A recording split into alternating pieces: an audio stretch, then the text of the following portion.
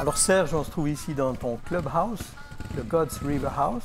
Tu peux m'en dire un peu plus sur l'origine de ce lieu? Avant d'avoir cet endroit, ce lieu qui s'appelle le God's River House, nous avions commencé avec un ami, un petit garage de l'autre côté de la rue. On avait commencé à bricoler nos motos et on s'était dit pourquoi pas faire un atelier, petit garage, avec un tout petit coin bar, un petit frigo, un petit canapé où on se réunissait pour prier, pour faire nos petites réunions. Donc en fait, on mélangeait mécanique et temps de prière. On a commencé à deux, avec un lift, des outils, nos motos. Petit à petit, le Seigneur nous a envoyé des gens qui sont venus. On a fait pendant 3 ou 4 ans dans ce garage. Il n'y avait pas de chauffage, il n'y avait pas d'eau courante. C'était très vétuste, mais en fait, c'était vraiment super. On a passé des très, très bons moments. Quelques années après, en fait, ce local qui est ici s'est libéré. Et on a vraiment eu un cadeau du Seigneur qui a fait que plusieurs personnes étaient sur ce local. En fait, le Seigneur a permis que ce soit nous qu'on puisse l'avoir. Et on a pu, en fait, pendant une année, retaper ce lieu pour en faire ce qu'il est aujourd'hui, le God's River House. Vous vous réunissez juste entre copains, mais c'était quoi le but? Alors, voilà, en fait, le but, il était un peu le même que dans notre garage juste à côté. C'était vraiment le but de faire un endroit chaleureux où les gens, à peine passer la porte, se sentent bien, se sentent à l'aise, avec une déco sympa, un peu de musique, avec un billard, un baby-foot, avec un petit bar, et avec quand même une touche spirituelle. Il y a 2-3 choses qui font lien avec Dieu de toute façon, mais il y a des soirs où on ne parle pas forcément de Dieu, quand c'est les soirées ouvertes du club. Et les gens savent qu'ici, on peut parler de choses un peu différentes qu'ailleurs, dans n'importe quel bistrot ou comme ça. Donc voilà, c'était vraiment notre vision qu'on a eue, de faire un lieu d'accueil pour les gens, pour parler avec eux, pour prier avec eux, pour prendre du temps avec eux. Donc c'est vraiment un lieu magnifique. C'était aussi notre but d'avoir un lieu, bien sûr, pour les motards, mais un lieu aussi ouvert à toutes les personnes, comme je disais avant, marginales ou un peu différents, qui ne se sentiraient pas forcément à l'aise peut-être dans un bâtiment, dans une église traditionnelle. Et on a beaucoup et toujours plus de personnes qui viennent ici, qui se sentent bien parce qu'on les accepte déjà comme ils sont. Déjà, nous, on n'est pas forcément dans la norme, mais on voit maintenant depuis 2013. Donc, on voit depuis 2013, tous les jeudis, quand on ouvre, de nouvelles personnes qui viennent, le bouche à oreille, et c'est vraiment magnifique. Donc justement, vous voyez régulièrement, vous faites des sorties. Voilà. Quel est un peu votre fonctionnement? Alors, l'ouverture officielle, c'est tous les jeudis soirs. Dès 20h, été comme hiver, parce que même quand on ne peut pas utiliser nos motos, on passe des temps chaleureux ici. On organise aussi bien sûr quelques sorties à moto, dans le cadre du clubhouse. Des sorties le jeudi soir en été où on se voit 1 heure avant, on va faire un tour en moto, puis après on revient ici faire des grillades ou des repas et tout ça. On a régulièrement aussi à 19h entre saisons, de 19h à 20h, on a toujours un moment de prière pour les besoins. C'est aussi ouvert à tout le monde. On veut que ce local soit aussi ouvert pour d'autres activités. Moi, je viens souvent aussi pendant la semaine avec des personnes qui veulent boire un café, discuter ou qui demandent la prière. Il y a aussi pendant longtemps le groupe des dames de l'église qui se réunissaient ici pour leur temps de prière, de partage, de café. Donc on était vraiment heureux de recevoir ces dames qui pouvaient aussi utiliser ce lieu, et on sait que c'était aussi bénéfique pour nous. Je vois qu'il y a un drapeau avec les couleurs de votre club. Tu peux nous en dire un peu plus? Quand on a commencé le garage de l'autre côté de la route, on était membre d'un club qui s'appelait les Disciples of Christ, les disciples de Christ. C'était un club en Suisse allemande, du côté de Berne, et en fait, notre petit garage faisait aussi office d'antenne pour la Suisse romande. On a œuvré dans ce ministère des disciples pendant plusieurs années. Il y a eu quelques changements, on a dû aussi arrêter le local qu'on avait en Suisse allemande. C'est dans cette période-là, en fait, qu'on a pu développer le clubhouse ici. Et quelques années plus tard, les God Squad International, qui est le plus vieux club chrétien du monde, qui a été fondé en 1970 par le pasteur John Smith en Australie, un des présidents européens qui nous connaissait déjà, qui savait ce qu'on faisait depuis de nombreuses années, nous a demandé si ça nous intéressait de les rejoindre ou si un jour on avait l'intention de changer ou de rejoindre un autre club, la porte était ouverte pour nous. Et en fait, c'est ce qui s'est passé, c'est que la demande est arrivée pile au moment où nous étions en pleine réflexion de savoir si on allait continuer ou pas. Tout s'est mis en place, tout était guidé autant des God Squad que de notre côté, au bon moment, de la belle manière, de la bonne façon. Et c'était juste extraordinaire. Et c'est pour ça qu'on a eu à cœur, et on a reçu du Seigneur d'arrêter avec les disciples et de commencer le processus chez les God Squad.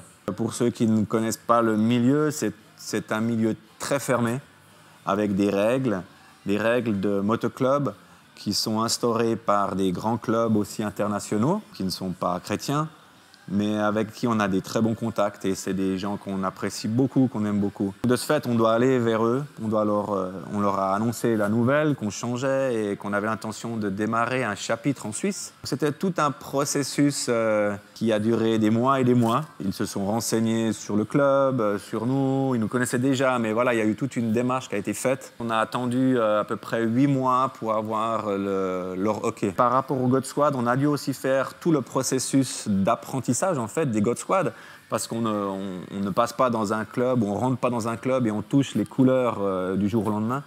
Donc il y a un processus qui est entre 2 ans, 2 ans et demi et 5 ans.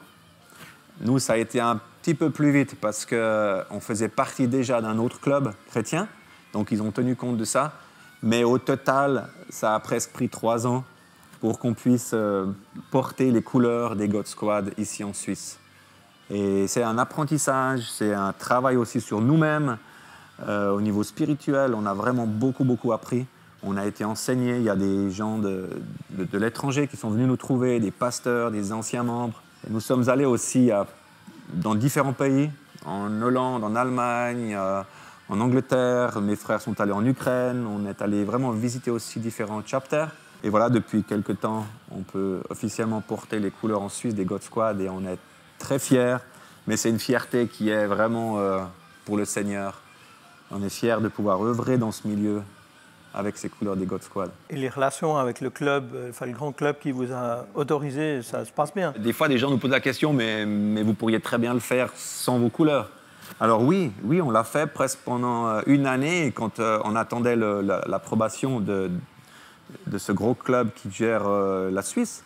On a attendu une année où on n'avait absolument rien sur nos gilets. Comme on dit, d'avoir des couleurs officielles reconnues par ce milieu, ça ouvre des portes. C'est un milieu qui est très fermé, mais ils ont vu aussi que nous avons ça à cœur et que nous avions mis ça dans la prière. Et c'était un beau témoignage.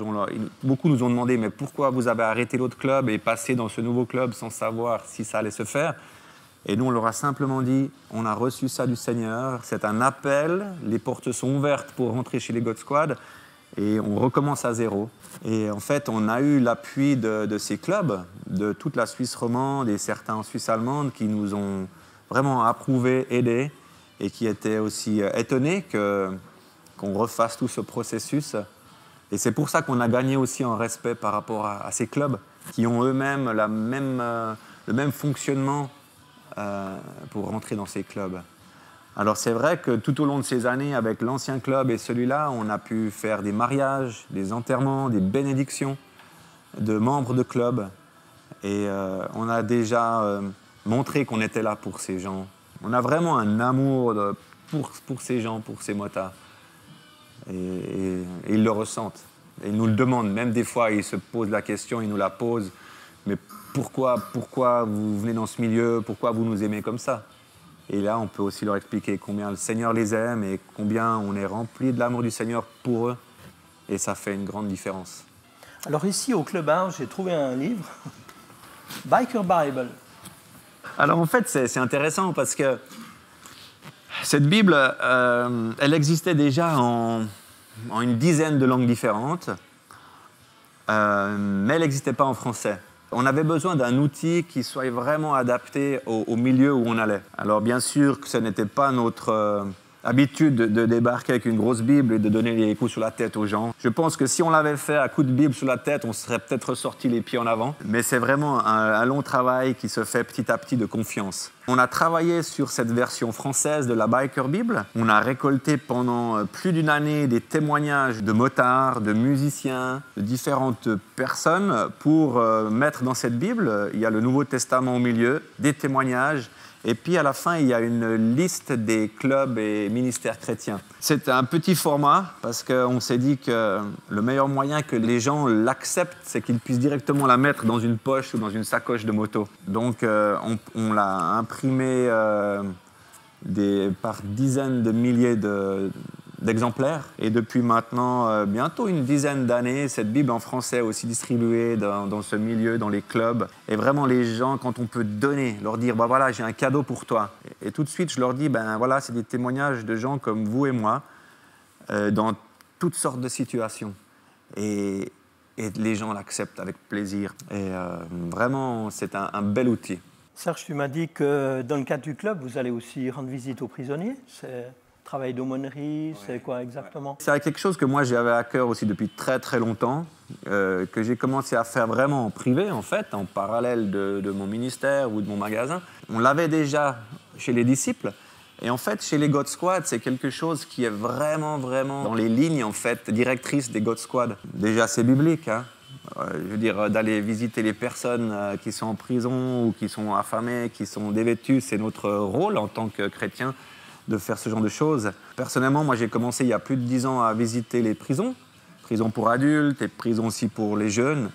Et ça rentre dans le cadre de notre ministère, d'aller visiter les personnes en prison. J'ai pu offrir, par exemple, la Biker Bible des dizaines et des dizaines de fois dans des prisons. Un détenu, chaque fois que je le visitais, m'en demandait 10 ou 15 exemplaires qui pouvaient rentrer dans cette prison et lui-même les distribuer aux autres détenus. Simplement, rendre visite à quelqu'un qui est privé de liberté, on n'arrive pas à mesurer l'impact que ça a en fait dans la vie de la personne. Et c'est juste merveilleux, ça prend peu de temps pour nous en fait, hein, pour moi-même, mais ça a un effet énorme. On est toute une équipe, ici en Suisse romande, on est 5 actuellement, il y a des personnes aussi qui désirent nous rejoindre, on était en plein changement pour les God Squad, donc on remercie aussi le Seigneur pour les gens qu'il nous envoie. Il y a aussi des jeunes qui se lèvent, des jeunes motards qui ont aussi à cœur de nous rejoindre, et ça c'est extraordinaire.